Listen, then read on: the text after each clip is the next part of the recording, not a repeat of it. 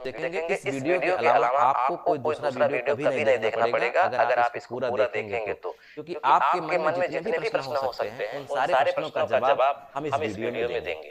तो आप वीडियो को पूरा देखिएगा, हो सकता है कुछ लंबा हो जाए लेकिन आपके सारे डाउट्स क्लियर हो जाएंगे, कुछ भी संशय आज के बाद नहीं रहेगा।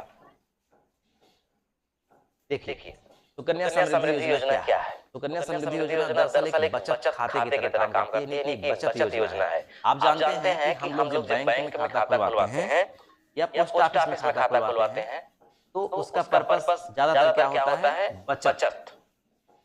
बचत यानी हम बचत करें, सेविंग अकाउंट। अगर हम बैंक में खाता खुलवाते हैं तो हमको केवल 3.5% या फिर थोड़ा इसके आसपास ही ब्याज मिलता है वार्षिक, यानी 1 लाख रुपए जमा करें तो उसका 3,500 ब्याज होता है। पोस्ट ऑफिस में अगर जमा करें तो लगभग 4% के आसपास मिलता है, 3-3.5-4% के आसपास हमको ब्याज मिलता है। लेकिन यहाँ पर अगर खाता खुलता है इस समय ब्याज है 8.2% वार्षिक। कितना ज्यादा है? उसका डबल से भी शायद ज्यादा। तो इसका मतलब ये है कि अगर हमको बचत करनी है अपने बेटी के नाम पे तो ये बहुत ही बेहतरीन योजना है। चलिए अब हम इसको विस्तार से देखते हैं। सबसे पहले देखते हैं कि पात्रता क्या है इसकी। इसकी पात्रता ये है कि इसमें सिर्फ बेटियों का खाता खुलता है, बेटों का नहीं। ठीक, सिर्फ बेटी का खाता खुलता है और उस बेटी की उम्र जो होती है वो 10 वर्ष से कम होनी चाहिए, यानी 10 वर्ष से कम उम्र हो चाहे जितनी हो कम, यानी एक दिन से लेकर के 10 वर्ष के बीच में। कितनी बेटी खाता खुलता है? अधिकतम 2 बेटी।